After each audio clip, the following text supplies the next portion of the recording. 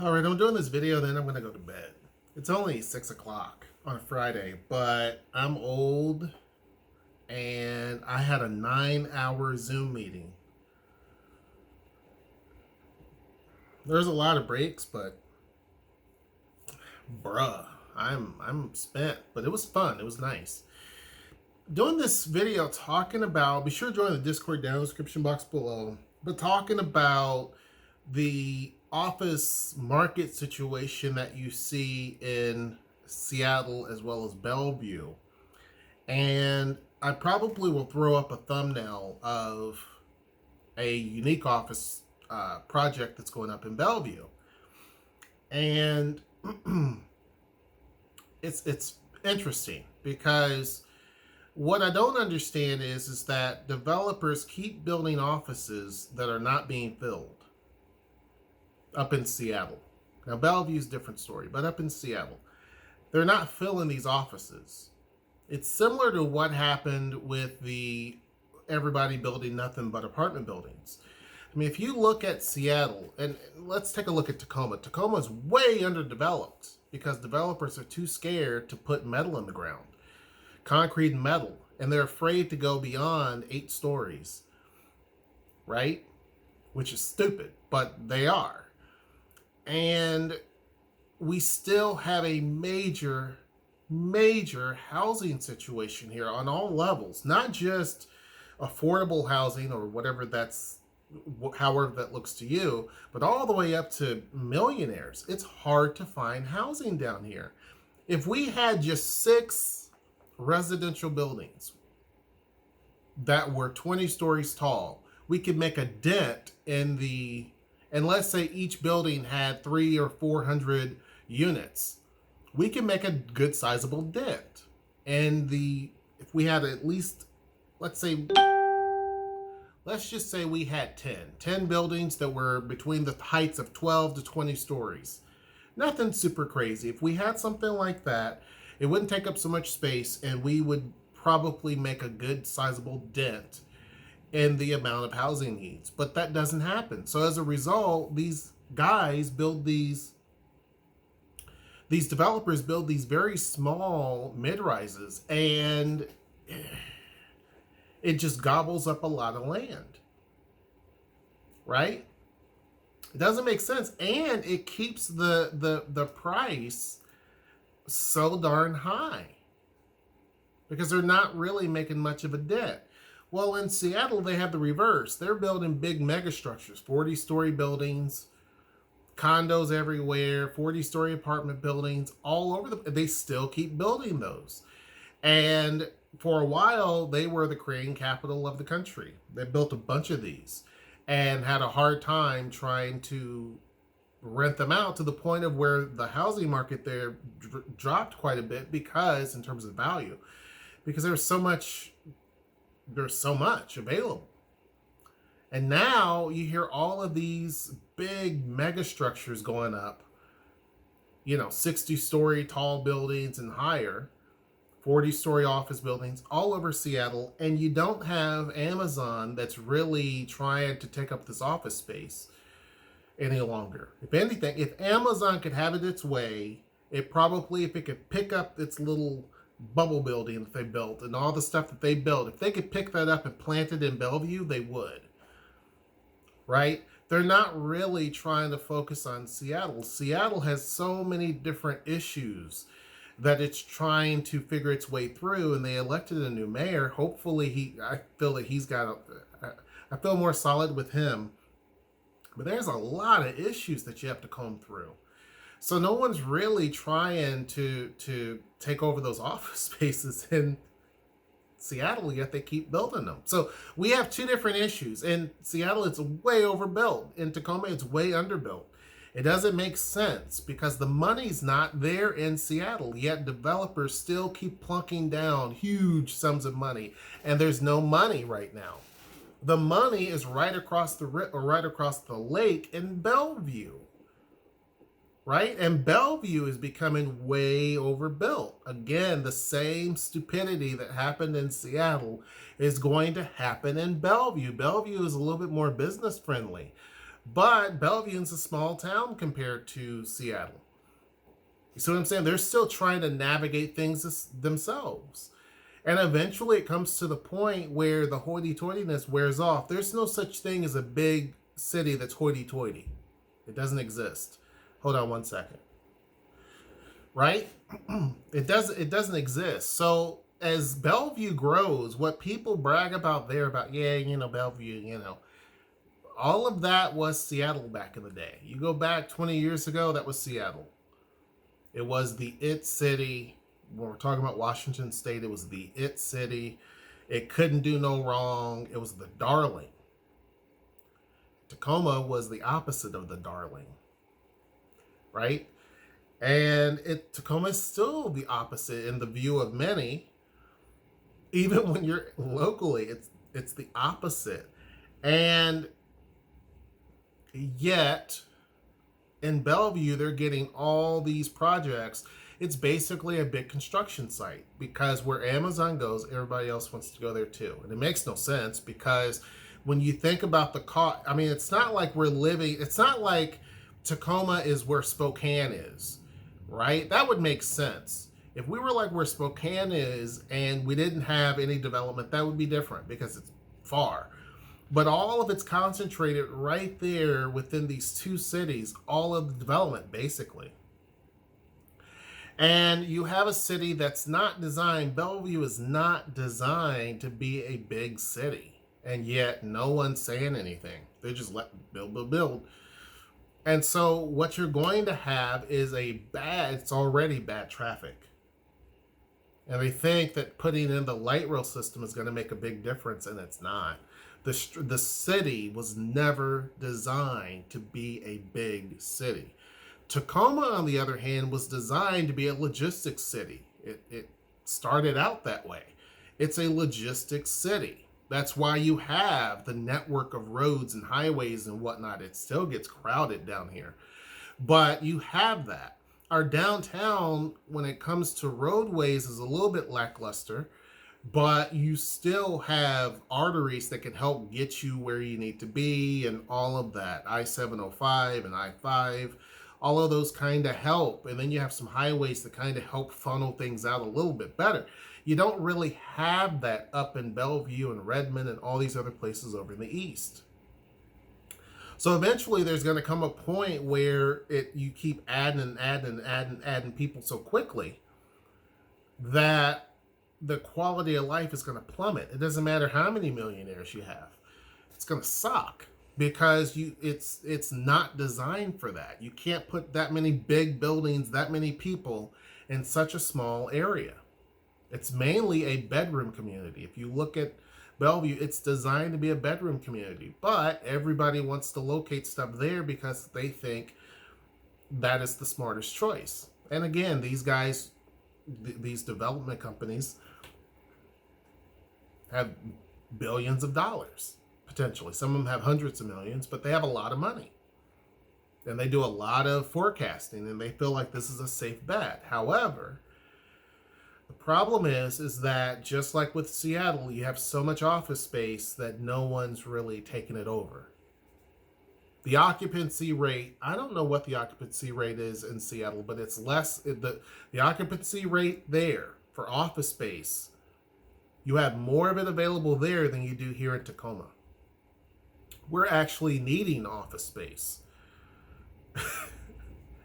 You get what I'm saying? Like, if you on paper, it looks better here than it does there because there's so much being built and there's so much of not being taken over. And just having Amazon, again, electing the wrong people really can do a lot of, one person can do a lot of damage. And because of that, Amazon is not going to expand further than what it already has in Seattle. It's just not going to do it. It's not interested in that. It's going to Bellevue until that city eventually has to do something because every week there's projects where there's at least one or two towers. Some projects by themselves have two towers, like the Goldman Sachs building. That's two towers, two buildings. You have one where there's four buildings that are being built at one time, all for one project. And then when you have, within 1 week, It's funny because it's it shows you in the tech world and the business world how it is kind of discriminatory. It's discrimination, right? They build in mostly wealthy white cities, right? It's just funny to me. And then cities that are very diverse, like in Tacoma, it takes pride in its diversity. And this is where I go back to the person that was making fun of the, well, not making fun of, but he was talking about homeless and that, there won't be a grocery store here because there's homeless people. There won't be one downtown. And I'm like, that's bananas. But anyway, that's what you believe. That's what you believe. That's not fact, but that's what you believe, right? And the reality is that Tacoma does not shy away from its diversity. It embraces its diversity. It embraces the fact that we are on tribal land. It embraces the fact that it tries to push for equity. You don't see that in other cities as much. You just don't. You see what I'm saying? So you really have a dividing line. You have Tacoma, and then you have everything else. Someone described that with Atlanta, Georgia. You have Atlanta, Georgia, and then you have the rest. You have Georgia. You see what I'm saying? And it's similar to here. You have Tacoma, and then you have everything else. The diversity starts to plummet. And even when you go to places like University Place, and I tell people of color, if you're comfortable with that, where nobody looks like you, then cool. University Place is not a bad city whatsoever. It's a great city. There's just no diversity. Seattle is got some diversity, but it's not in. I mean, again, you're talking a population that's close to 800,000 people. Hold on. Okay, so Noel and the kids are back, but we pride ourselves in our diversity. Other cities really don't have a lot of diversity, and it's not so much really about affordability. There are people who move here because of the diversity. They move here because of that. We have a growing Latinx population, a growing Black population, a supercharged growing Asian population. It's not just one-sided. In Seattle, it's a huge Asian growth, right? But that's kind of it. Bellevue, it's kind of the same. You have white and black, or white and Asian mostly. You see what I'm saying? There's no true diversity there. And so you find people who move into move here from other places, and they're like, it just doesn't feel very welcoming. That's where Tacoma stands to be different from these others. But it also lacks because a lot of these developers aren't interested in Tacoma sometimes because of that diversity, right? It also doesn't invest in Tacoma either because of the perceived notion that it's Tacoma. They're just not. Even though financially, it makes a whole lot better sense to invest down here and build down here. It makes a whole lot more sense. Now, the building costs are the same. So whatever building you build in Bellevue is going to cost the same to build it down here. The difference is the land is cheaper. So the land's a whole lot cheaper than what you're going to face up there. However, you can charge more up there in Bellevue, right? But there also comes a point where it gets so expensive that nobody wants to take it. And that's what you're seeing up in Seattle. Rent prices are so expensive, people are like, forget about it. And then in Bellevue, they're even more expensive. And it's to the point where a lot of tech is like, startups are like, ugh, it's just too much. And that's why when I was on a phone conference, when our business was being recognized, the mayor of Tacoma said Tacoma is now being known as Tech-Coma, because a lot of tech that can't really afford the exorbitant crazy, and they're also pretty much kind of outbid up there in a lot of instances. They come down here, they're like, it's great. I still have access to the same talent pool and everything else. I just don't have the crazy expense. And the city also pays people. They pay companies that bring in big heavyweight employers or employees in terms of if they make a certain amount of money, right?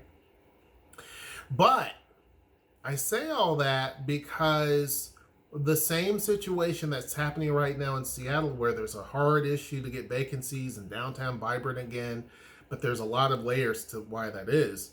It's going to be the same thing that's going to happen to Bellevue in probably another decade or so. It just can't sustain that. And to be honest with you, Tacoma doesn't have a lot of office development.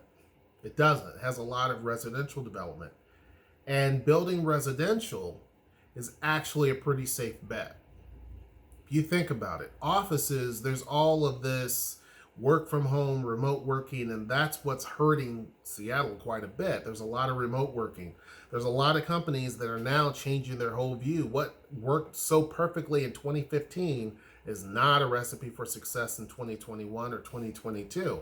Bellevue, they're building all this stuff up, but eventually it's going to get to the point where a lot of companies are like, why would I want to, build a building that costs $300 million when I can save that money and continue to invest in our people and invest in our product? I don't need to necessarily do all of that. Or why rent from a space where I have to pay an arm and a leg and 5 people in order to every single month, and we don't know what the climate's going to be like.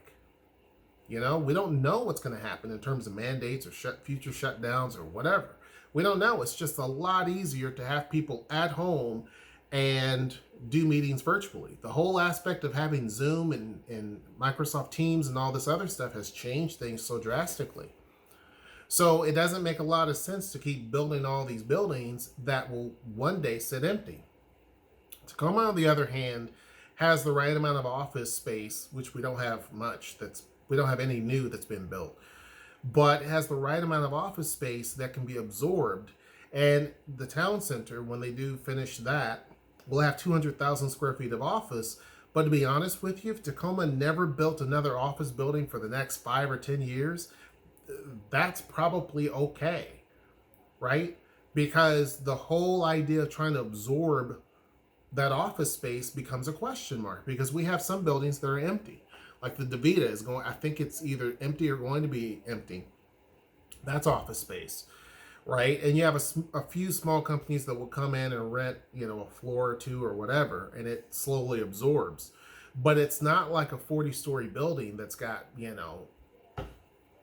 180,000 square feet of space. You know what I mean? Like, it's not like that, like what you have in Seattle and Bellevue. It's hard to compensate for that. It's also hard for businesses down there, mom and pop businesses and even others. It's hard for them to even exist because, again, all of that workflow is gone. They're inside of they're here in Tacoma, they're up in Everett, they're over in Issaquah, they're all over the place because their workers live everywhere. And if they work from home, guess what? They're working from home. Tacoma benefits actually quite a bit from Amazon and all these other tech companies, because even though we don't have to build up for it and we don't have the traffic issues, we still get the money because a lot of the people that work at those places live here, right? They live here or close by. We benefit also by having a focus on, in terms of our developers, a big focus on apartment buildings, even though they're these little minis. That is a better strategy versus what you see up in Seattle and what you see up in Bellevue. Eventually, that well is going to dry out. Bellevue can only expand so much, and then that's it, right? It's only going to be able to expand only so much, and then that's pretty much it. So, to me, I don't get it. I've never gotten it. It doesn't make sense to me, especially when we're in a small area, relatively a small area. It doesn't make sense to why there's only 2 centers of growth. Now, with that said, there are other communities that are starting to see and take note, and they're being developed quite a bit, right? But again, you're still in all that traffic heavy areas, and some people just don't want to deal with that. In fact, a lot of people leave Seattle because they don't like the clustering, right? So businesses leave for another reason, but people don't. And one of the things that we are concerned with is we lived on dang, I forget the name of the street now, dang. But that street was busy up in Seattle. It was relatively busy. always had a lot of wrecks and stuff like that. It was just busy. And cars parked on both sides of the roads. It was a 4-lane road. It was just busy, right? That's how a lot of Seattle is. It's just busy. Cluster, cluster, cluster. And then when folks come down here, they're like, I can breathe, right? So I think that those are things that kind of work against Seattle, that whole massive density. Some people love it. They wouldn't have it any other way. But there's, again, different places for different people. Some people, they just can't handle that. But back to the topic, I think that the constant construction that's going on in Bellevue, it looks good. But I think at the end of the day, it's going to come with a pretty hefty price that I don't think anyone's really paying much attention to. Tell me what your thoughts are. I could be way off. Be sure to join the Discord down in the description box below. Make sure you like, share, subscribe, and comment. And I'm going to go to sleep because I'm tired. And until next time, I will see you. Take care.